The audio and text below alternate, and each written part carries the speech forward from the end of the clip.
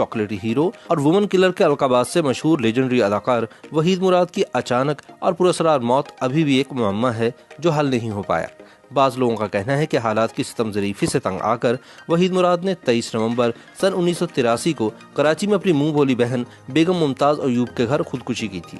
ताहम कुछ लोग वहीद मुराद को जहर दिए जाने के हवाले से भी शुकूक व शुबहात का इजहार करते हैं, लेकिन इनकी अहलिया सलमा वहीद का मानना है कि इनके शौहर एक अचानक हार्ट अटैक की वजह से जान की बाजी हार गए। ताहम वहीद मुराद की मौत अभी तक एक पहेली है, क्योंकि रात को वो अच्छे भले अपने कमरे में सोने के लिए गए, लेकिन सुबह सवेरे बेडरूम के फर्श से इनकी लाश मिली। सांवली रंगत में मकबूल निगाहें और खुश लिबासी ने आला तलीम याफ्ता वहीद मुराद को अपने दौर का सबसे मकबूल फिल्मी हीरो बना दिया था। इस पर क़यामत ढाधा इनका हेयर स्टाइल था, जिसको मुल्क भर में दीवानावार नकल किया जाता था। वहीद मुराद को इसलिए वुमन किलर भी कहा जाता था। वह जिस लड़की की तरफ आंख भरकर देख लेते वह आंखें झपकना भूल जाती थी। वहीद मुराद ने 124 फिल्मों में काम किया, जो आज भी बॉलीवुड का असासा है। इन फिल्मों में औलाद, दामन, हीरा और पत्थर, अरमान, जाग उठा इंसान, देवर भाभी, दिल मेरा, धड़कन तेरी, इंदलीब, नींद हमारी, ख्वाब तुम्हारे, मस्ताना माही, तुम सलामत रहो, खुदा और मोहब्बत और आवाज़ और कली शामिल है। वफात के 27 साल बाद सन 2010 में वहीद मुराद को तमगा इम्तियाज से नवाजा गया। वहीद मुराद के वालिद निसार मुराद कराची में कामयाब फिल्म डिस्ट्रीब्यूटर थे। सन 1962 में वहीद ने कराची यूनिवर्सिटी से MA अंग्रेजी किया और इसके बाद वालिद के कारोबार में पूरी तौर पर शरीक होते हुए अपनी पहली फिल्म औलाद का आगाज किया, जिसमें नैयर सुल्ताना और दर्पण भी शामिल थे।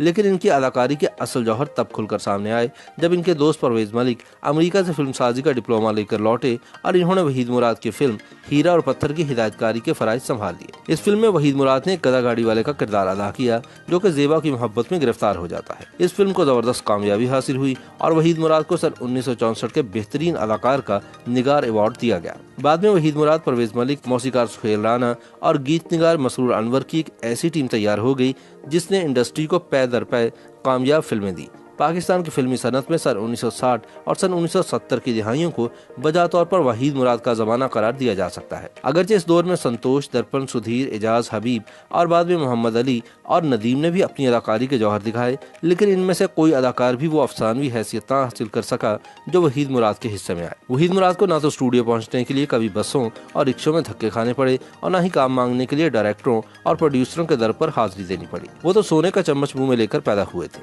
और अपने वालिद की बदौलत 20 बरस की उम्र में ही फिल्मों के तकसीमकार बन चुके थे। 23 बरस की उम्र में वो हीरो की शोहरत का मजा चख चुके थे और 28 साल की उम्र में इन्हें पाकिस्तान की पहली प्लेटिनम जुबली फिल्म के कहानीकार, हीरो और प्रोड्यूसर होने का एजाज मिल चुका था। वहीद मुराद के उरूज की कहानी जितनी दिलचस्प है, इनके जवाल का किस्सा भी इतना ही इबरत अंगेज है। वहीद उन लोगों में से थे जिन पर किस्मत की देवी मेहरबान भी बहुत तेजी से हुई और नामेहरबान भी। 40 बरस का होते ही इनके स्टारडम का सहर टूटने लगा। हालांकि वो अभी बहुत कुछ कर सकते थे। जवाल आने की कई वजूहात थी। एक तो इन्हें मैदे का अल्सर हुआ और लंबे इलाज पर सेहत और जमा पूंजी दोनों गवा बैठे। दूसरा, कुछ साथी खवातीन फनकाराओं की जानिब से भी इनके साथ काम से इनकार किया जाने लगा। 80 की दहाई का आगाज इनके लिए नाखुशगवारियत लेकर आया। सन 1980 का सूरज तुलू हुआ तो इसने वहीद मुराद को एक नाकाम, मायूस, प्रागंदा फिक्र और झुंझलाए हुए इंसान के रूप में देखा। फिल्म किरण और कली वहीद मुराद को अपनी जिंदगी में मिलने वाली आखिरी कामयाबी थी। सन 1981 में रिलीज होने वाली इस फिल्म के आगे पीछे इनकी 3-4 फिल्में फ्लॉप हुई।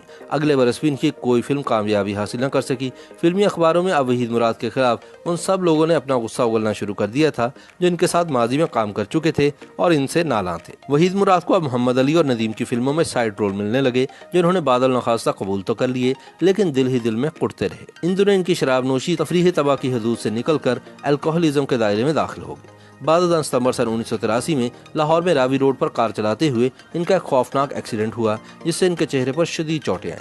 वह महीनों अस्पताल में रहे। इनका खूबसूरत चेहरा पहले की तरह तरोताज़ा और दिलकश न रहा और फिल्म की बनावटी दुनिया ने इनसे मुंह मोड़ना शुरू कर दिया। इलाज के बाद भी होंठ और एक आंख के पपोटे पर जख्म का निशान बाकी रह गया, जिसके लिए तिब्बी माहिरीन ने इन्हें कॉस्मेटिक सर्जरी का मशवरा दिया। 11 नवंबर सन 1983 को वहीद मुराद अपने 6 साल बेटे आदिल मुराद को साथ लेकर कराची चले गए। इनकी अहलिया सलमा मुराद अपनी बहन मरियम ईसा से मिलने अमेरिका गई हुई थी। कराची में वहीद के 2 फ्लैट थे, लेकिन ये डिफेंस सोसाइटी में अपने मुंह बोली बहन बेगम मुमताज अयूब के घर ठहरे। 13 नवंबर को इन्होंने आदिल की YouTube पर गूगली न्यूज देखने के लिए youtube.com की सर्च बार में गूगली न्यूज TV टाइप करें। गूगली न्यूज के पेज पर सुर्ख रंग के सब्सक्रिप्शन वाले बटन पर क्लिक करना